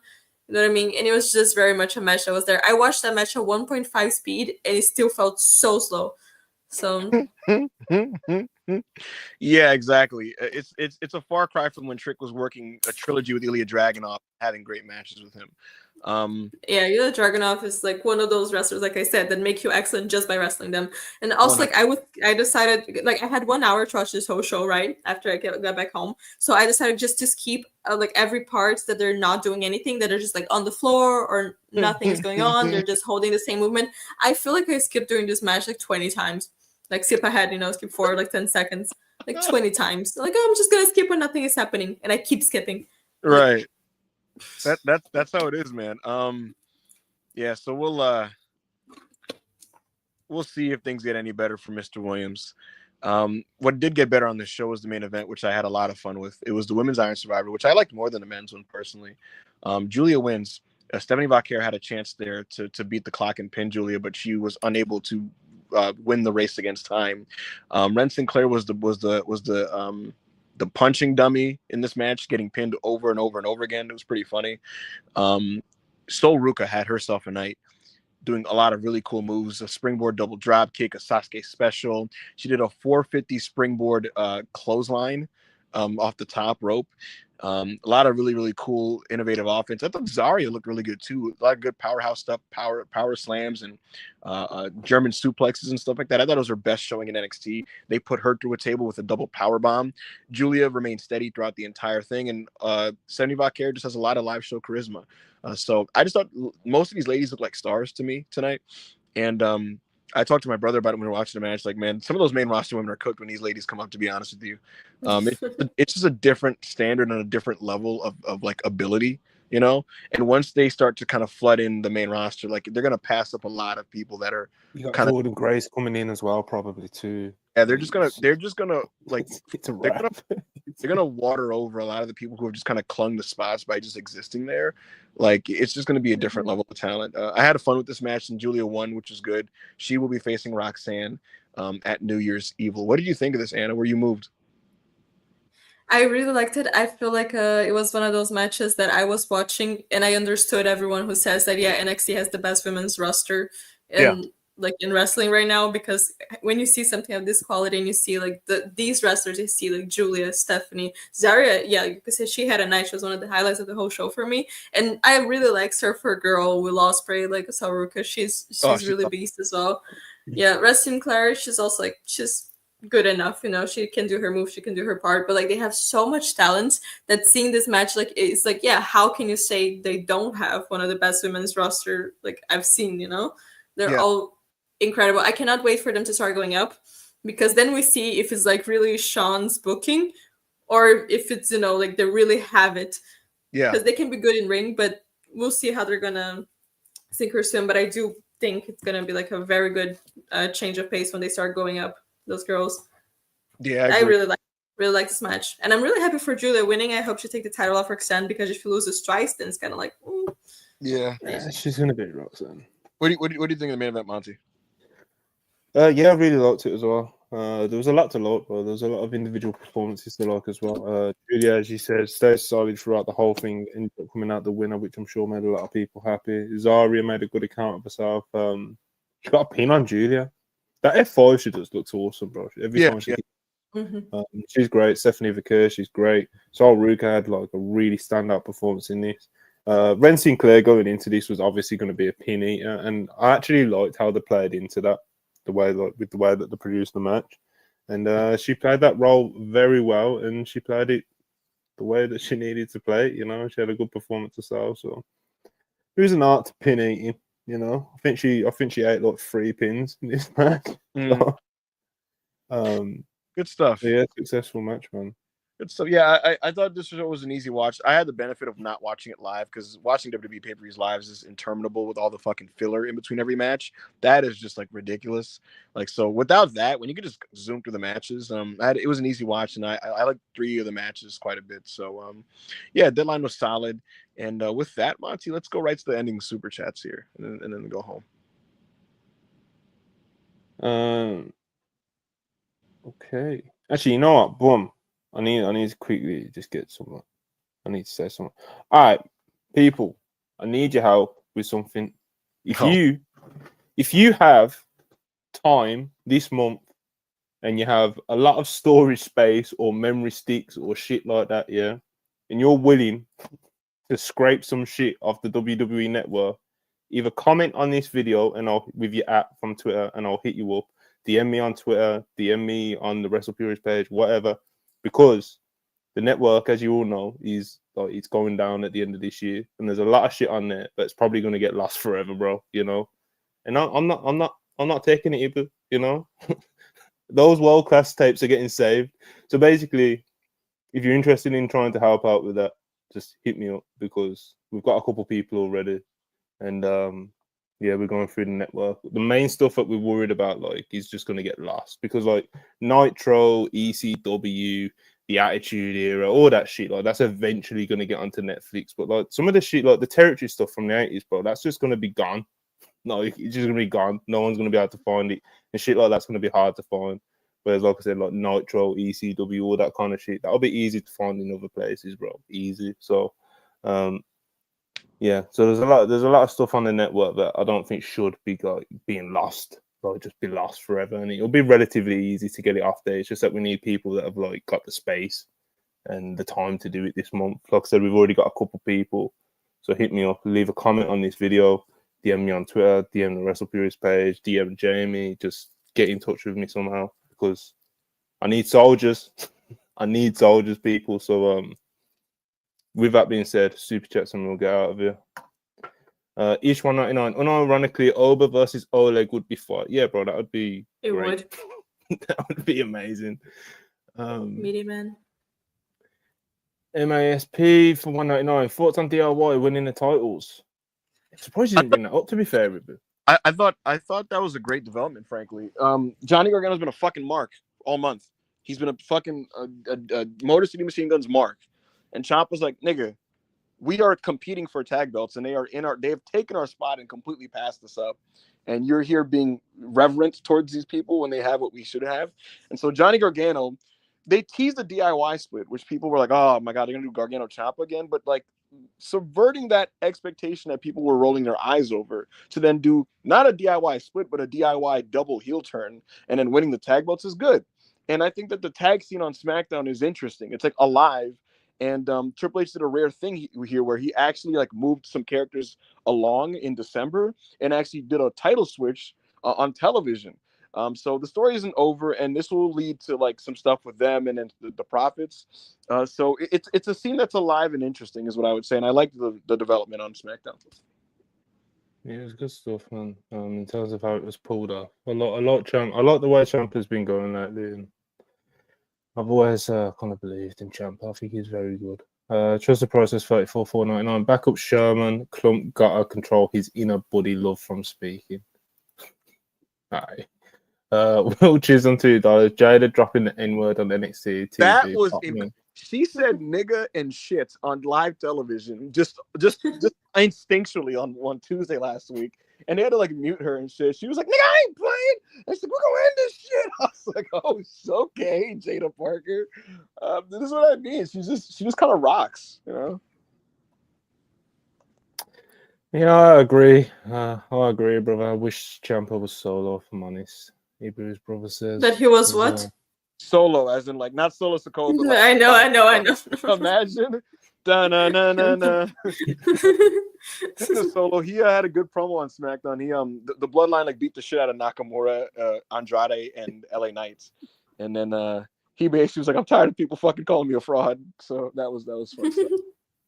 Yeah, are we done with Super Test, Monty? Yeah, we're all good. Take it on, bro. I'm out here because I'm hungry as fuck and I need to order food. God. I'm starving. I need to sleep. Anna I'm has so sorry, guys, if I was like low energy this episode, if I didn't talk as much. Every time I started speaking, I'm like, is this making sense? is this Is English? this a Like, sentence?